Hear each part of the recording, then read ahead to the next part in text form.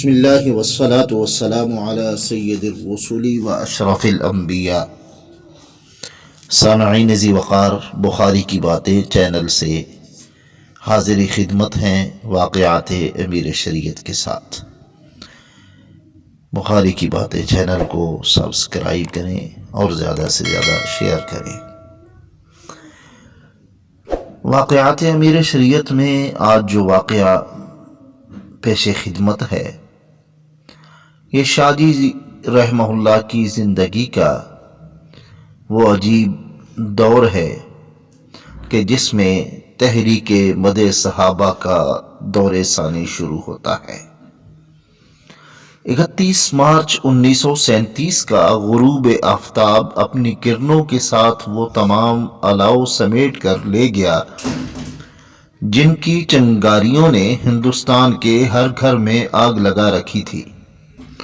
بھائی سے بھائی، باپ سے بیٹا اور ماں سے بیٹی اپنی رائے کی بنا پر دشمنی کرنے لگی تھی۔ انتخاب ختم ہوئے تو ہاتھا پائی کا دامن سمٹ کر ان لوگوں کے آنگن میں لہرانے لگا جنہوں نے مستقبل میں صوبوں کے راج سنگھاسن سنبھالنے تھے۔ 1 اپریل 1937 کا سورج اپنے جلو میں ایک ایسا قانون لے کر طلوع ہوا جس سے فرنگی سامراج کی جگہ اپنے دیش کے لوگوں نے صوبائی خود مختاری کے تحت حکومتیں سنبھالیں۔ عوام کے لیے منتخب نمائندوں نے آگے بڑھ کر غیر ملکی آئین کو اپنی رائے کے سانچے میں ڈھالنا شروع کر دیا تو متحدہ ہندوستان کے بعض صوبوں میں انگریزی راج کی پیدا کردہ مشکلات نے انہیں آ گھیرا۔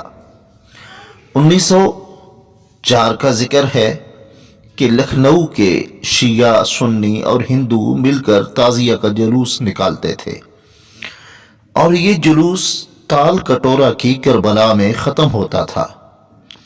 1905 میں شیعہ حضرات نے اس ماتمی جلوس میں شامل ہونے والوں پر یہ قدغن لگا دی کہ تعزیہ کے جلوس میں برہنہ سروپا شامل ہونا چاہیے۔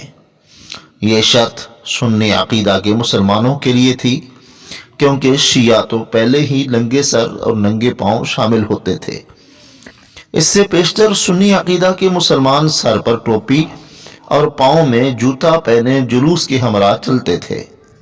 نئے احکامات سنی عقیدہ کے مسلمانوں نے اعتراض کیا تو حکومت نے انہیں مشورہ دیا کہ وہ اپنا علیحدہ کربلا اور جلوس کی شروعات کر لیں۔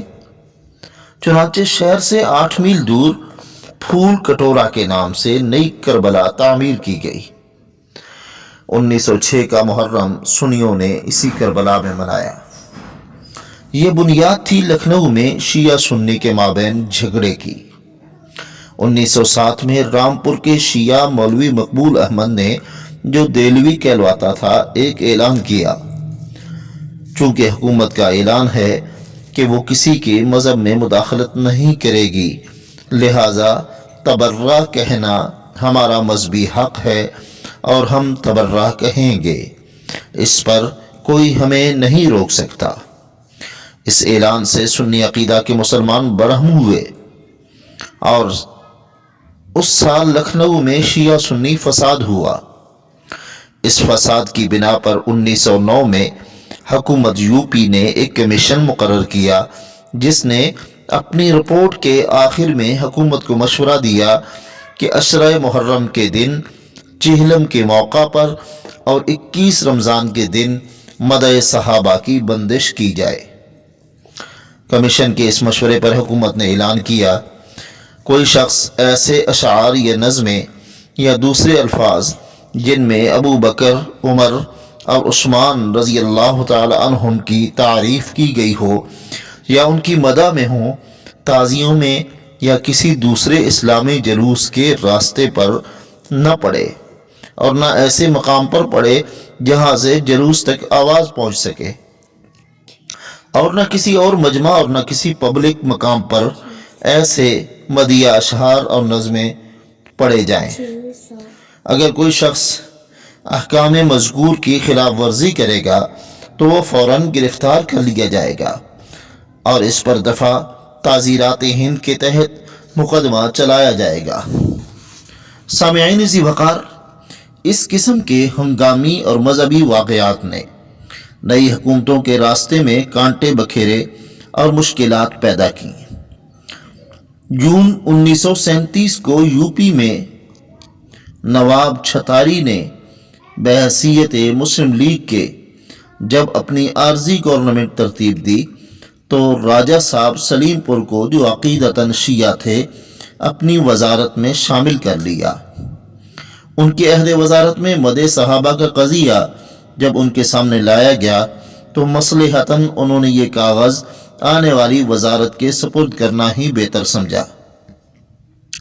یو پی میں باوجود یہ کہ کانگریس اکثریت سے کامیاب ہوئی تھی، لیکن ہنوز ان کے درمیان وزارتیں قبول کرنے میں اختلاف تھا۔ آخر 4 ماہ کی مسلسل بحث کے بعد جب کانگریس نے عہدے قبول کرنے کا فیصلہ کر لیا تو نواب چھتاری کی وزارت مستعفی ہو گئی۔ مدح صحابہ کی تحریک نے انہیں ایسا پریشان کیا کہ کانگریس گورنمنٹ اس عقدہ کے حل کرنے میں ایسی الجھی کہ سلجھاؤ کا کوئی راستہ دکھائی نہ دیا۔ اس دوران شیعہ سنی اختلافات بڑھتے گئے۔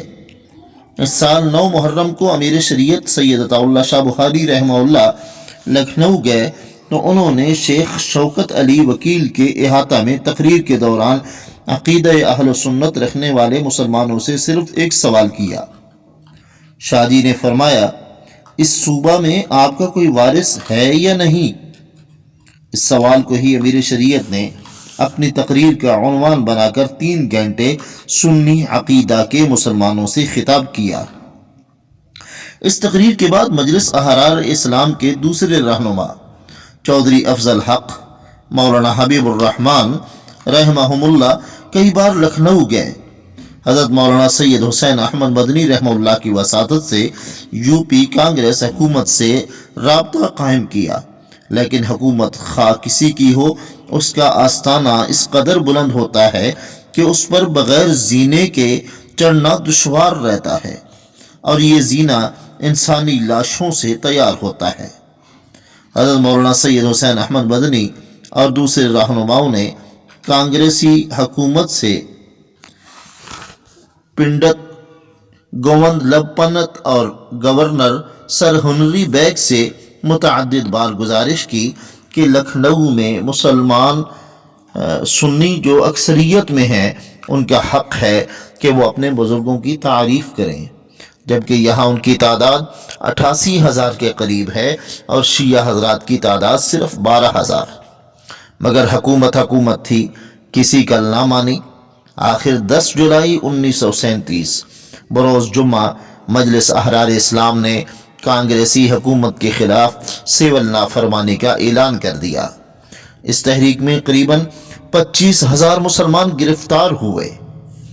آخر 14 نومبر کو گورنر کے اعلان پر تمام قیدی رہا کر دیے گئے اور 26 مارچ 1938 کو سنی مسلمانوں کا یہ حق تسلیم کرتے ہوئے حکومت نے واضح طور پر اعلان کیا۔ حکومت نے اعلان یہ کیا کہ سنیوں کا یہ حق ہرگز ما بہن نزانعی کہ آیا انہیں جلسہ عام یا خاص مجلسوں میں حضرات خلفائے ثلاثہ کی مدح و ثنا کرنے کا حق ہے یا نہیں۔ بلا شبہ ان کو یہ حق حاصل ہے۔ جھگڑا صرف اس بات کا ہے کہ کس طریقے اور کن حالات پر ان کو لکھنؤ میں مدح صحابہ پڑھنی چاہیے۔ جب مختلف اقوام کے عقائد اور نقطۂ نظر میں فرق ہو تو گورنمنٹ کا یہ فرض ہو جاتا ہے کہ امن عامہ کو قائم رکھنے کے لیے مداخلت کرے اور عام لوگوں کی سہولت کا خیال کرے۔ اسی طرح یو پی حکومت نے سنی عقائد کے مسلمانوں کا مدح صحابہ رضی اللہ عنہم کا یہ حق تسلیم کرتے ہوئے 1909 کے انگریزی اعلان کو ختم کر دیا۔ سامعین ذی وقار، حضرت شاہ جی رحمہ اللہ نے تحریک مدح صحابہ کی از نو بنیاد رکھی اور یوں حضرات صحابہ کرام علیہم الرضوان کی مدح سرائی کے لیے بننے والے قانون کو انتہائی طاقت کے ساتھ اور انتہائی محنت کے ساتھ ختم کروا کر یہ قانون پاس کروا لیا کہ حضرات صحابہ کرام علیہم الرضوان کی مدح سرائی یہ اہل ایمان اور اہل سنت کا حق ہے اور اس کو کوئی نہیں روک سکتا۔ بخاری کی باتیں چینل کو زیادہ سے زیادہ شیئر کریں اور واقعات امیر شریعت وقتاً فوقتاً سنتے رہیں۔ جزاک اللہ الکریم۔